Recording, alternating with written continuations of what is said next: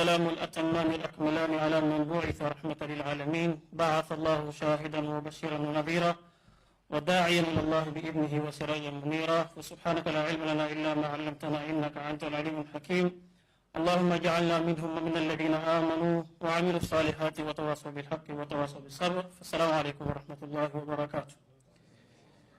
So inshallah I will be code switching both English and our native languages so that those that are sitting at home they will understand.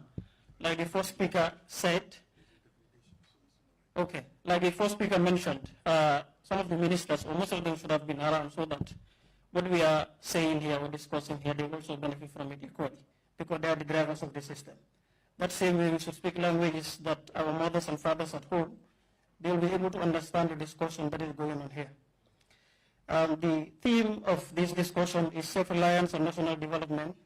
For my own part is an Islamic perspective. Islam is not merely a religion of rituals, but it's a complete way of life. Allah subhanahu wa ta'ala, when the deen was completed, what he said is, Al-yawma akmaltu lakum dinakum wa atmamtu alaykum ni'amati wa radilakum al-Islam dina. Today I have completed your religion for you, and I have completed my favors upon you, and I have chosen for you Islam as a way of life. So it's not a religion of mere rituals, but it's a religion that has a role to play in every aspect of our life if only we understand it. Allah subhanahu wa ta'ala, when he is talking about self-reliance and development as people, he said subhanahu wa ta'ala, وَأَلَّيْسَ لِلْإِنسَانِ إِلَّا مَا سَعَى. There is nothing for a mankind or for a human being except for what he strives for. The Prophet alayhi salatu wasalam, he said, it is better for a man to go on top of a mountain and carry firewood on rope on his shoulders to sell it. That is better for him to go to people extending his hands begging whether they give him or refuse him. Jibril alayhi salatu wasalam, he gave an advice to the Prophet alayhi salatu wasalam, 5 advice. He told him, Ya Rasulullah, 5 advice. Live as you wish, but know that one day you are going to die. He told him alayhi salatu wasalam, wa'amal ma'shit fa'innaka manziyun bih. Do whatever you want. There is a day that you will be held responsible and accountable for every deed that you do. He told him, وَهْبِ مَعْصِيَةَ فَإِنَّكَ مُفَارِقُ. Love whomsoever you want and associate whosoever you want. One day you will be separated by death. He told him, alayhi salatu wasalam, وَعْلَمْ أَنَّ شَرَفَ الْمُؤْمِنِ قِيَامُهُ بِاللَّيْلِ. Know that the nobility of a believer is in his standing up in prayer at night when others are sleeping. But this is the essence of what I want to talk about, the last part of the hadith. He told him, وَعْلَمْ أَنَّ شَرَفَ الْمُؤْمِنِ قِيَامُهُ بِاللَّيْلِ وَعِزَّهُ إِسْتِغْنَاءُ عَنِ النَّاسِ. And as for your dignity and honor lies in being independent from people. If you are independent financially, you are independent psychologically, emotionally, because anyone who feeds you control you. Anyone who gives you what to control you, tells you what to believe, and tells you what to reject. In Gambia, we don't have a problem with resources. But we have a problem with one resource, and that is the most important resource, which is the human resource. We have natural resource, we have financial resource, but we lack the appropriate human resource, we call the human capital. Like we lack the right people for the right things. The Prophet ﷺ says, "Talibul ilmi faridatun ala kulli Muslim." Seeking knowledge is an obligation upon every believer. This is not only talking about knowledge of the Sharia, but knowledge of anything that benefits mankind.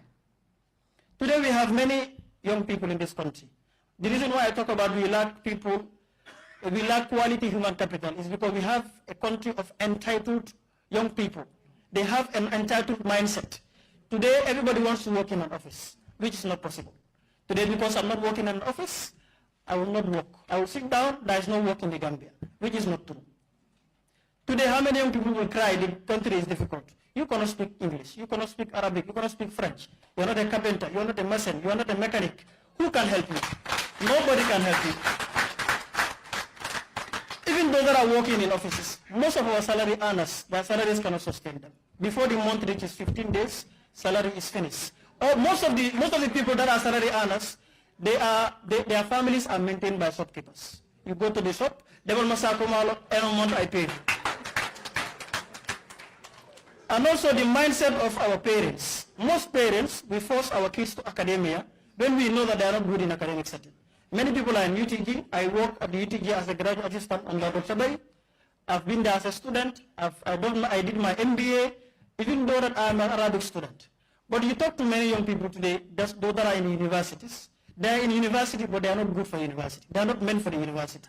They are good elsewhere, but they believe that if I don't go to UTG, I cannot make it in life. Today, even look at kids that are going, for example, you see two people that are working alongside and are going somewhere. You ask one of them, where are you going? I'm going to UTG. You ask the other one, I'm going to my carpentry workshop. The one who mentioned carpentry workshop is Lublo open. And in just 5-15 years, that person can come and employ this person. Like the auntie was saying, entrepreneurs, they can even employ people with PhD and masters. And I'll just give an example with all due respect to the fullest example. We will have a fuller that is coming from Guinea. One Julde or one Mamudu. Will be coming here, cannot speak even Wolof or Mandinka. Will be selling cola nut and bitter cola on plates in the streets. Within 5 years, he has a small canteen. Within 10 years, he has a shop. The young man that is sitting there is no work in Gambia, will go to his shop, Alpha, and we claim that there is no work in the Gambia. Why? Because we have youths with entitled mindset. The Sahaba radiallahu anhum, they said the Prophet taught them self-reliance to the extent that if they are riding their horse or their camel, if their stick, the stick that they beat the horse with, if it falls down, they don't ask anyone, give it to me. They descend their beast, pick it for themselves and carry on. Why? Because وَعِزَّهُ إِسْتِغْنَاهُ عَنِ النَّاسِ. Your honor lies in being independent from people. Also, we have cultural norms that supports and strengthens this issue of dependency. Even in our family settings, you have a family, one person has become rich or fortunate. An entire family will come together, we rely on that person. Naming ceremony, that person. Wedding, that person. You get sick, that person. Fish money, electricity, everything, one person. And when we come together, bankrupt that person, we sit down again and say, he was not planned with his Lord. This is the problem of the country. Another form of dependency that we attach to religion is because you are an imam or you are a Khalifa or sitting, you should not walk. You sit down in your house with big garambuba, people going in, coming out, giving you money. That is why we see in the world, Gambia included, many imams, many Khalifa dinis, they compromise the religion. Because if you give me money and you tell me this is permissible, even if it is wrong, I will tell you yes, it is permissible. Because if you feed me, you control me. And the Prophet ﷺ, he said, every prophet reared animals. Prophet Zakaria, Najjara, he was a carpenter.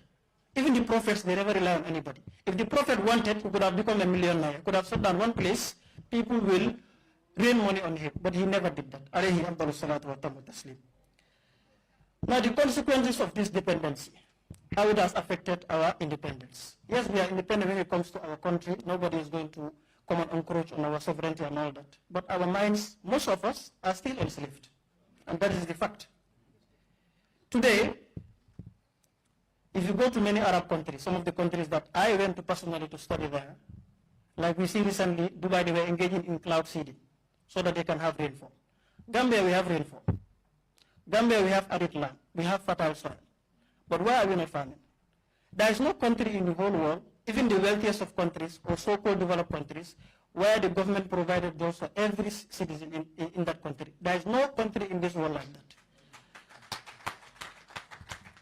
The example I was giving, you go to these Arab countries, rainfall, they hardly have rainfall and other things. But they worked hard. Some of them, they even have to go and filtrate the sun so that they can carry out their agricultural activities. But us, we have all these things, and we still sit down blaming people or blaming the government that they did not help us.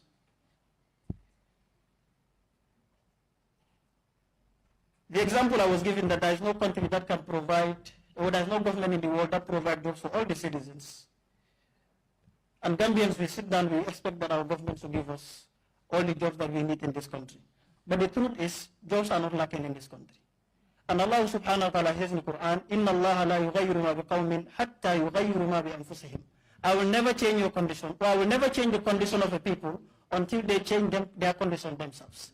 So now, look at having our job ethic, our professionalism.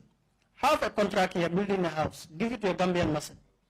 A project of 3 months will take you 2 years.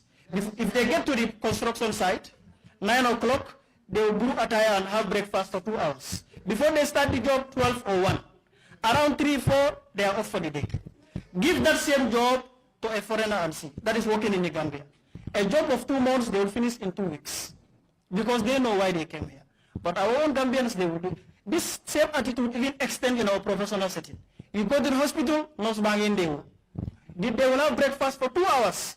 When the Gambians that are paying them salary are sitting down in queue. Sometimes you go to the hospital with a mild sickness. Before you go home, your sickness has compounded. Why? Because the person who should take care of you is not doing his job properly or her job properly. And most of these people, if you offer them suggestions or feedback for them to improve themselves, they get angry. Sometimes they even quit the job. And also the Yakambi syndrome that is here. Because of Mohammed was giving his story and the auntie was also giving their story. Today I want to start a business, I want to seek employment, I'm working under someone. They give me salary 5,000. I said, no, that is very small for me. Ask people that are up there right now where they started from. They started slowly because they said a journey of 1,000 miles, beginning to the step. But we started right now today, we want to become a billionaire. And also we don't respect our resources. You are living on a salary of 5,000. That is also causing our poverty and dependency. You are living on a salary of 5,000. You want to live your life like Mohammed. You want to have iPhone 16 Pro Max. You want to drive the latest car. You want to be online every day. Before 10 days of the month, your salary is finished. And then you go to the social media insulting people in the name of freedom of speech. Yes, freedom of speech. But there is no freedom after speech as far as Islam is concerned. Because if you say something, you will be held responsible and accountable for it. So we have to work on our punctuality in our places of work. As far as we are Muslims and Christians, we believe in what they call accountability tomorrow. Whatever you do, you will be held responsible and accountable. If your contract hours at your place of work starts at 8 o'clock, 9 o'clock, you are there at 10 o'clock. If you receive your salary, you should remove that money and return it. If you feed your family with it, you are feeding your family with fire. And the day of judgment, you are going to pay for it. And also, the most important thing is we have to believe in ourselves. Wallahi, if you travel outside, you see how many Gambians are there. The reason why I said we don't lack most of these things. We have many intellectuals outside which are Gambians. But why don't they believe in themselves? Some of them, if they stand before their fellow Africans, they belittle them. But if they stand before a white man, full respect. Take this to our cultural setting, for example. Marriage. Your brother will come, I want to marry your daughter, I want your son to marry me. No. Me, I am Jola, my son doesn't marry a Fula. But if a white man comes, you don't ask about the tribe, you don't ask about anything, because your eyes is focused on the back. Your eyes is focused on the back. And that same person that is saying that, if your family member suffers an accident and has to go through a life-saving surgery or whatever you call it, if you are manding if a Jola donates blood, are you going to accept or not? You are going to accept. If a Fula, if a Sarawale donates blood, are you going to accept or not? You are going to accept. And we all say that Adam. What tribe was Adam alayhi salam? What tribe was he? Today me, my father is Mandinka. My mom is Wolof. My wife is Fula. Where do I belong? I belong everywhere. So let's cut off all these things. Because one Gambia, if I speak Wolof, everybody should be happy. The same way I speak Mandinka, Fula, all languages, everybody should see themselves that this is a Gambian that is speaking. He is using the language that he understands the most. That way we have national harmony and then we grow as a country. Assalamu alaikum wa rahmatullah.